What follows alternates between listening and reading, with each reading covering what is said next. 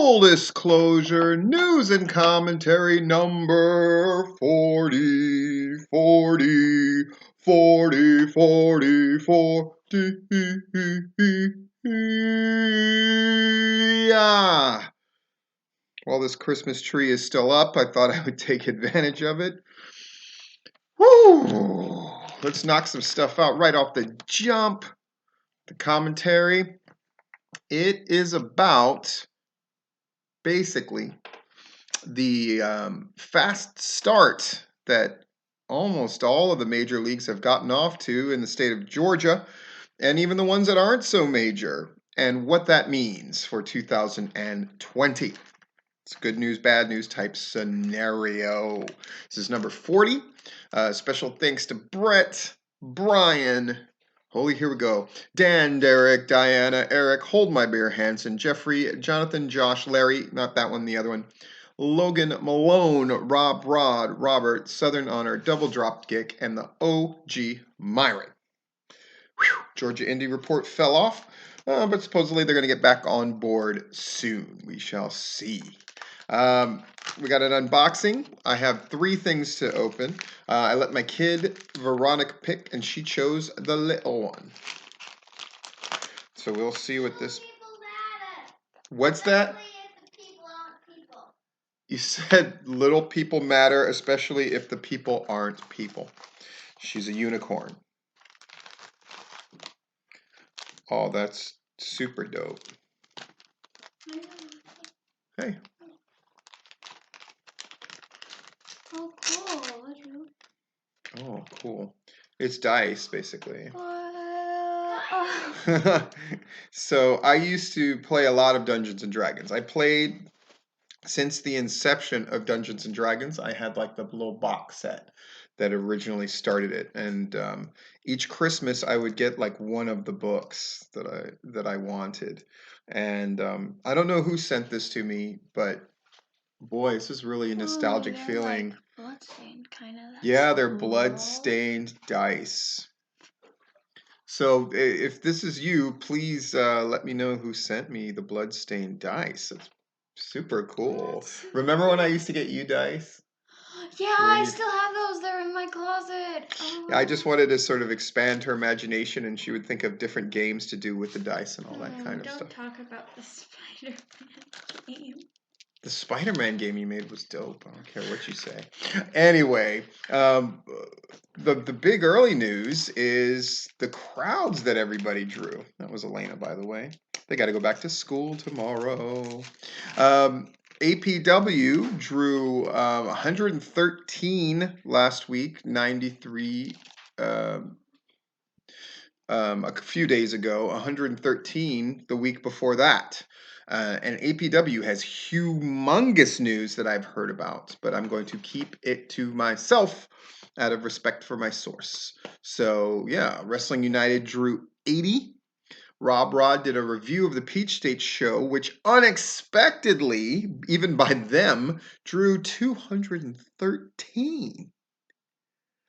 Welcome back, Peach State.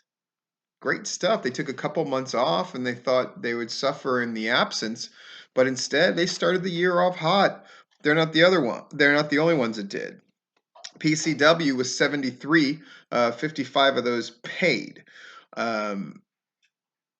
Renegade Championship Wrestling drawing 69 and getting a show report by Logan Frazier. I hope Logan's going to continue to write. I think the more voices, the better. My kid with random noises as she takes bath. Of course, Southern Violence drew 227. They finally cracked through and broken through the 200 barrier. Of course, the big story, Southern Fried with over 400. Half estimated like their regular crowd and half a brand new crowd affiliated with a church. And that's amazing. It's great stuff. Lots of news items. Action has their show on the coming up in a couple of days. man, it's just nuts, right? All these different shows happening.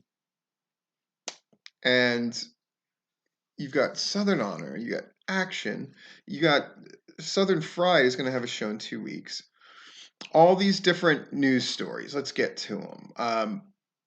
I'll start with the most minor one, but the one that definitely caught my eye was Larry found an old article about me written in 2000 when I was going to law school and doing my PhD work at the same time. Before that, I was in Mississippi, but this was when I was in Denver, and I'd sort of established Denver as my home base, and then I would go off and take bookings elsewhere. But I wrestled predominantly for a group called CWO, Central Wrestling Organization, there in Denver. And he said, take a note of those crowds. The smallest crowd that we had was in the low 300s, but each show got bigger and bigger and bigger, and usually we averaged over 500, as much as 670, which in that building meant there were people all over the floor, people all over everything, people in the balcony stuffed. We packed that place with what was basically a gym show. Think about that. Yeah. Um, uh, so on average, CWO would get 5 to 600 every show. And when we did bigger shows, they would go, the lowest big show we ever did was 850. And the biggest was over 1700. Suck my dick. Of course, wrestling was a different animal in the late 90s and early 2000s, for sure. Other, I'm still tripping about these dice. That is a very, I'll talk about my Dungeons and Dragons stuff at some point. The awards are tomorrow night. That's a big deal.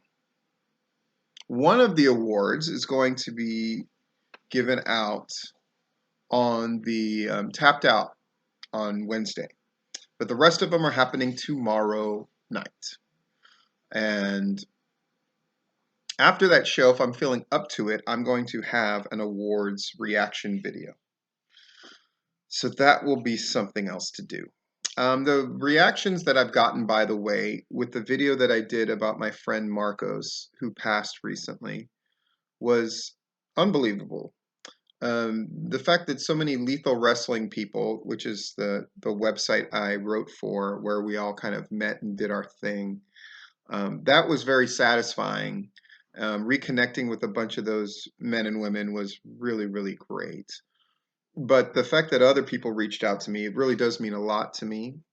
Marcos was a very special man, and his passing really struck me. I'm 47, soon to be 48. By the way, the Blood In, Blood Out party is going to move to February 8th, which is the day before my birthday. That way, when midnight hits, we can, like, yay, my birthday. So that's going to be fun. But one of the things about getting older, as anybody who's gotten older will tell you, is you lose more and more people around you. And that can be very disconcerting. My father died a few years ago. That struck me very much. I think the world of my father.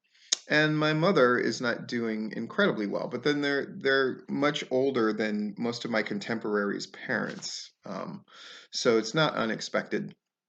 But as people die, my way of dealing with death is to express myself, to write about it, or to do videos. And unfortunately, that means I'm probably going to have to do more. But I was very pleased with the reaction that I got. It felt very good. Yeah, some people said like oh man, it was so emotional. And then I put the picture of him and his family holding hands and going into the ocean at the end, and that sort of set some people over the edge. Um, I just thought it was a beautiful picture, and I found the best picture of him that I could for the thumbnail. Anyway, thank you for your reaction to that. But those awards are happening tomorrow night. And I'm super excited. Rant. I hate when I'm not at my place because I don't have my bell. Rant. The awards matter, clearly. And the reaction for the people who were contacted about being on the show, one thing they all had in common was, wow, they were overwhelmed, sometimes incredibly emotional. As meaning, this has been quite the beginning of the year. Everybody with huge crowds, and now we're going to give out a bunch of awards, and people have been sending me privately, or I've been seeing publicly, the goals that people are setting for this year, and it's incredibly gratifying to see, and I think it bodes well. It does mean that people are setting themselves up for triumph or tragedy, but that's what pro wrestling is at its heart. That's what life really is at its heart, is dealing with triumph and tragedy. Um, what else why are these awards important? Because it's a community, it's a communal activity. And people, this is the part of the video where I'm going to kind of throw things in everybody's face. For years, on and off, there's been this thing of like, everybody needs to get together and all the promoters need to work together and everybody needs to blah, blah, blah, blah, blah, together, together, together. And I've always said how dumb that was and how it's so fake. And we saw a number of instances in 2019 where promoters tried to get together to do something, but it was fake. And where promoters tried to run angles together in some kind of weird Facebook way, and that totally fell apart. We never talked about it again because it was lame as shit. And whenever people do these fake things where they work together, it's never worked out. But here's something that's delicious to me that I pulled off in 2019, and now in 2020, I can say I did it, which is I brought the Georgia wrestling world together. I, who think this notion of all promoters getting along and working together is horseshit, and I still do. But I do think you can bring together everybody on the battlefield. And that's what really counts. And that's what people really want. And that's what's really good. Do I need to list off those crowd numbers again? Is that all those promotions working together? Does APW work with Wrestling United, who works with Peach State, who works with Southern Violence, who works with Southern Fried, who works with PCW, who works with Bushido, who works with RCW? No, not at all. But one thing that they do have in common is they're all getting their show reports in, and they're all putting their crowd numbers up. And even though the Matt Sells Boozerweight sounded like a great event, but a crowd of 190, it's horseshit. And until Bushido stops lying blatantly, I saw pictures of the event. There weren't 190 people there. And why take away from an event that was so great by lying about the crowd number? That venue didn't even look like it could hold 190. Right? And Bushido, until Franklin Dove and Cameron Cage just get out of this notion that they need to lie about their crowds and come and play everybody else's reindeer games and be honest. Because this is the year where people need to stop lying. I'm going to do this. I'm going to give everybody until March to get their shit together. And in March, I'm going to put out a P list of the 10 most dishonest wrestling groups in Georgia. And if you don't want to be on that list, and you don't want to be on that list, I'm marking it from now, January 6th, until March. You lie about your crowd, you're probably going to be on that fucking list. You lie about anything, you're probably going to be on that fucking list. You steal stuff from one another, you do anything else that's dishonest, I'm going to find out about it, and you're going to be on that fucking list. And I would suspect that that video will be one of the most viewed ones that I've ever had. End of rant. Bing.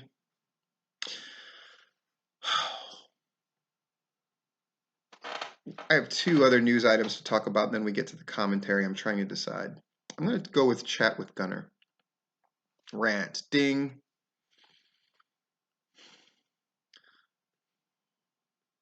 Gunner Miller reinvents 60-Minute Broadway and turns it into Chat with Gunner. I have to confess something. Full disclosure. At first, I was not into it. I was kind of like, this seems boring as shit. And then he started talking. He talked about Adderall addiction, and he shared stories about himself.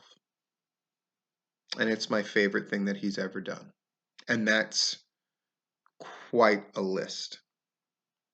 I was stunned.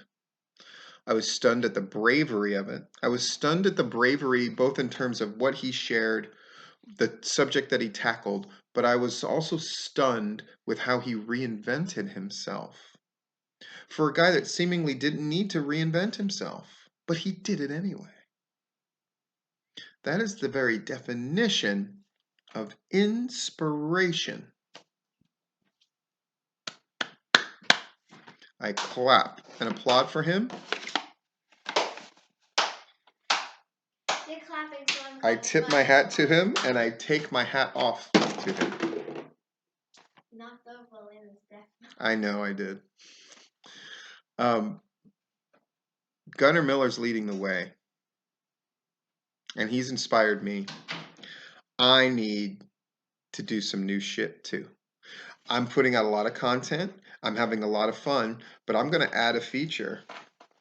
And adding this feature is going to cause me to conquer my fears and to engage in a way that I haven't engaged before. The name of this new feature, and I'm going to put out a video in the next couple of days, it's called Shit Show Investigation, where I pick a show near me that looks like it may be a shit show. I do an analysis of what makes me think that it might be a shit show, but then I'm going to go to their next fucking show after I help promote it. And then I'm going to go to that show and I'll give you the most honest review I can and my take throughout the evening. Thanks, Gunnar Miller. It's certainly nothing as significant as the subject that you talked about, but it's me going, I'm back in the wrestling game. I'm commentating, on things, and I'm throwing myself into the wrestling world. I had fun at the MLW show, and people are asking me for advice, and I'm helping people behind the scenes all over the place. But I don't go to live wrestling shows. And that's got to change. And where have I think I've done the most good is sort of helping to establish Georgia wrestling history as the standard again, making people acknowledge the fact that Larry is invaluable, helping guys like Rob Rod along, creating this sort of community and helping along. I mean, they help me more than I help them, but the tapped out guys and Gunnar Miller and all of us who are trying to do our fucking thing, even Logan Frazier writing a show review for Renegade. I think these are all great things that need to be encouraged, that I've helped encourage, but that doesn't mean that I need to stop. That means that I need to do more. And I'm inspired. I'm inspired by the Patreon people who give me money. I'm inspired about the people who pay me on the side to help them with wrestling stuff. And I'm inspired of the fact that my audience continues to grow. Sooner rather than later, we're going to get to that 200 subscribers. And trust me, the celebration for that is going to be something else. And I'm going to start putting out my stuff in the very near future, again by this weekend, about my fundraiser that I do on President's Day. You're going to hear me talk about that a lot because it's very important to me, and I have goals that I've been trying to hit for 4 to 5 years on that thing. And this year I'm going to fucking hit them. Gunnar Miller hits his goals. I think there's a number of people in Georgia now who have goals, and a lot of them they're hitting, and some of them they're not, but they're going to continue to strive for it. I need to do the fucking same, and I fucking love it. And I love this hat that I took from my kid's hat area. Fire Chief, so I'm going to wear it. End of rant. Ding. Good job, Gunnar Miller. Great job, Gunnar Miller. The fuck. It's amazing. Got a haircut, by the way. Yay. The Playboy Phil Hefner and Paul Lee thing is fucking bananas. And Phil Hefner's take on everything is completely different than Paul Lee. Now, some stuff he did own up to, but Paul Lee, according to him, exaggerated a lot of it. And I'm sure Paul Lee would say, no, I didn't. And these two guys need to learn something from the YouTube world. When I started doing this YouTube thing, I immersed myself into the world and I got into like the fucking drama channels and beauty channels and the mukbang channels and all the rest of it because I needed to see what people were doing so I could remain relevant, so I can stay with the game and ahead of the game. If I'm doing something in Georgia wrestling that nobody else is doing, which is this channel, right? Nobody else is doing anything like this. There might not be anybody doing this kind of thing locally for any of the states, right? I need to stay with it. I need to see what other people are doing. My peers are not wrestling people. My peers are other people on YouTube, commentary channels and all the rest of it. So one thing that I've learned whenever people have drama on YouTube is the one with the receipts wins. What are receipts? Of course, they're not just physical receipts for things that you bought, they're proof, right? Texts, video, catching people on camera saying things, etc. And I'll tell you this, Phil and Paulie, whoever gets their receipts out wins. Because so far I haven't seen shit except one picture of dirty floor from Paulie, which proves nothing. So I feel bad that the two of them are going back and forth because someone's lying and someone isn't. All I can say, boys, is get your receipts out there. Throw your receipts out there. Fucking send them to me, and I will help frame the story. And I'll fucking pick a winner. Commentary. APW. Last two shows, after having a show that was in the 30s, their last two shows had a combined crowd of over 200. Wrestling United, 80. Peach State 213. When's the last time they had a crowd of 213? Southern Violence has finally broken the 200 barrier and they're at 227 paid. Southern Fried more than doubled the crowds that they've had lately. PCW, it's a building that holds 99. So if you get 73 in there, yay. But I know Matt Hankins wants more. Bushido, they didn't draw fucking 190, but they drew a hell of a lot more than they have been. And even Renegade went from 30-40 to 69. I'm a grown man, sorry. And other places are doing better and better and better. And once these awards get announced tomorrow, there's going to be groups that shine. That's the good news. That it bodes well for 2020. More people are getting their show reports in. More people are doing actual show reports that are being sent in. And groups are also representing themselves. People are tending to be more and more honest. I mean, there were other ridiculous things, of course. Like somebody sent me the thing where someone declared Chris Nelms the best booker in Georgia. I mean, that stuff is so fucking laughable that it doesn't even require me to really go into it that deep, does it? No.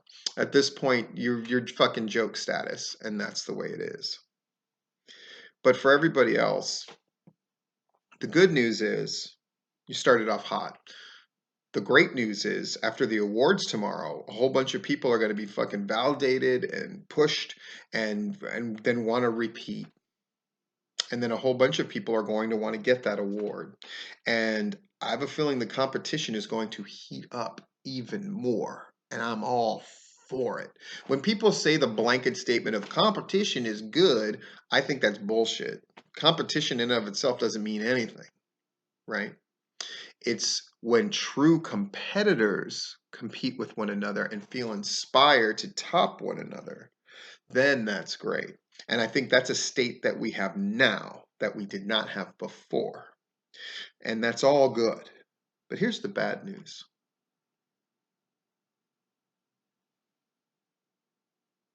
Now that's the pace. How you start the race, and if you think of the start of 2020 as a race, people came out sprinting. Can you keep it up? Can AWE keep up the momentum from show of the year? Can Southern Fried turn those church people who came to their show into real fans? Can Bushido capitalize on what looked to be a crowd of 100, which for them is a lot? Certainly the most that they've had since they and IWE haven't done anything together. Can Bushido keep it in the triple digits legitimately? Can Southern Violence always keep it over 200? Can Renegade Championship Wrestling get to 100? Can PCW consistently fill up 80% to 100% of that building every show? Can Peach State do what Anarchy has done, which is regain A status and keep it? Can Wrestling United continue to impress? Can places like Victory Championship Wrestling continue to gain traction? Can APW in this new era do even better?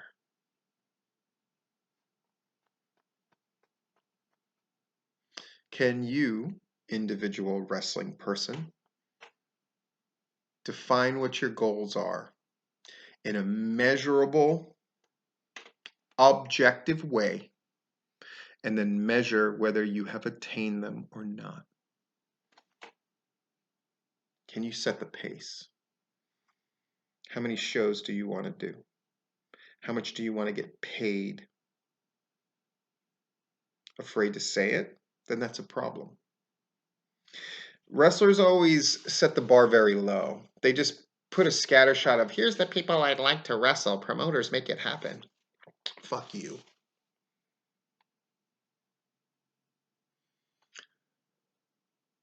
Instead of worrying about the individuals that you want to wrestle, why don't you do this?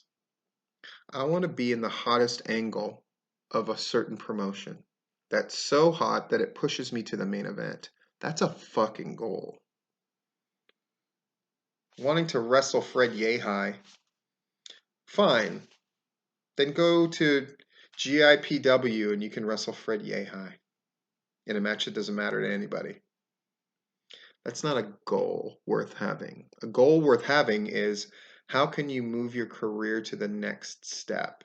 Cliche, the next level. What does that even mean? I don't know, but what pace have you set? Are you booked through March? If not, get on it. What are you doing to draw a gate for the shows that you're at? That's the measure of a man and woman in professional wrestling. Are you a draw? The sort of common groupthink now in wrestling is there is no such thing as a draw in Georgia wrestling. I tend to think that that is true, that there isn't. Can you change that dynamic? Imagine your power and influence if you were able to be a draw. Imagine how people would want to book you then. It's not who has the prettiest fucking super kick, dickheads. Who's a draw? Who's an appeal? Danny Jordan put herself out there. She said, I'm available for bookings WrestleMania week. Ballsy. Is she going to get booked? If she doesn't get booked by anybody, that's a failure. But if she does, it's because she asked. You don't ask, you don't get. And you have to have something to offer, which she most certainly does. And so if you do not have something to offer, how are you going to change that? How are you going to set a pace that you yourself may not be able to reach, that you may not be able to match? Why are you so scared?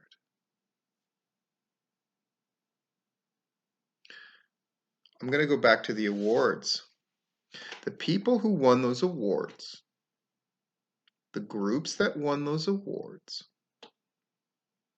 I'll say this, every one of them deserved to win.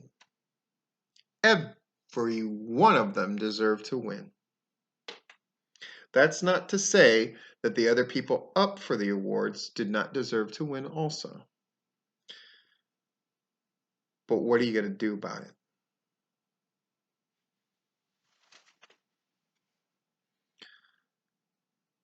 Because that is the goal, to win an award. But then you want to win more. Then you want to win something else. Sugar Dunkerton put out something I thought was really interesting, which is, I want to be the first person to win technical wrestler and male performer. Put it out there into the universe, as the kids say.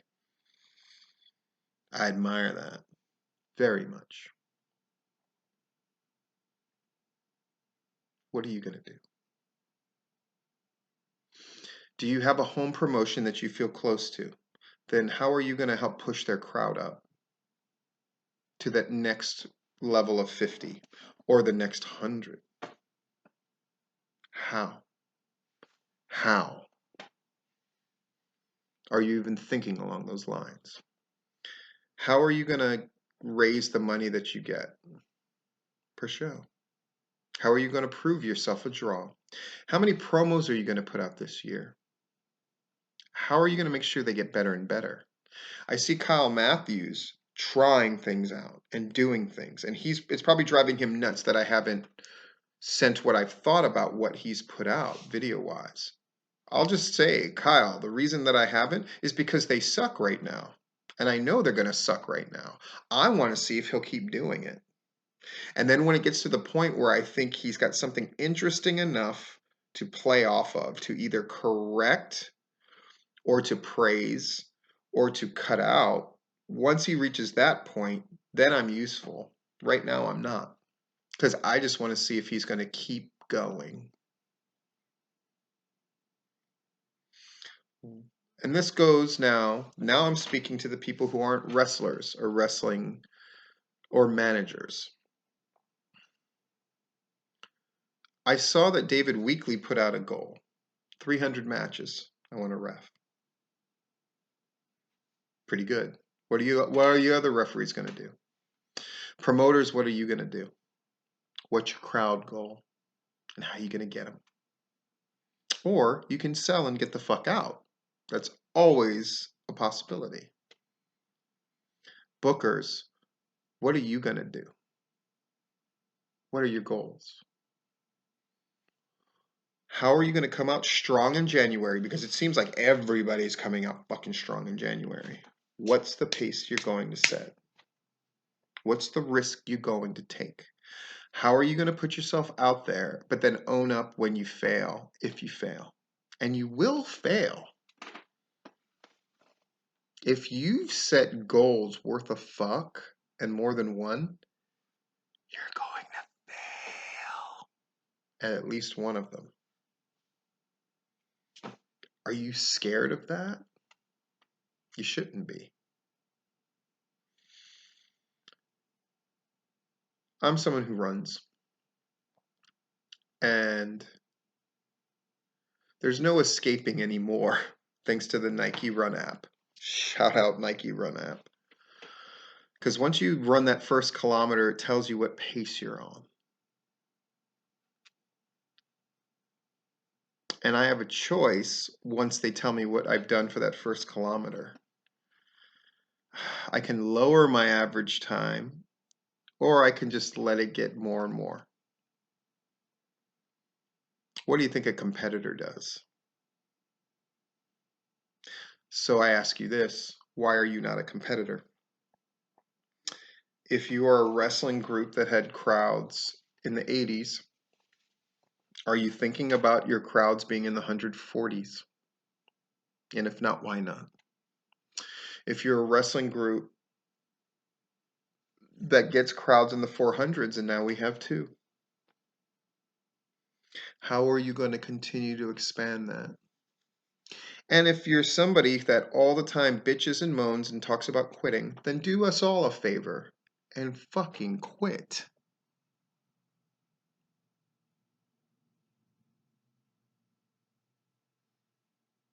And if you're not going to quit, then stop fucking talking about it. And instead talk about what you're going to do and how you're going to get there. 2020, I had said that 2019 was about authenticity. 2020 is about rising to challenges that you set for yourself and the courage to do them and the courage to be honest about the measurable ways that you either attain or don't obtain them. So what you gonna do? Shit, I got a pocket full of rubbers and my homeboys do too. 2020, it's gonna be fucking exciting. Once the awards happen tomorrow night, you know what that means the next day?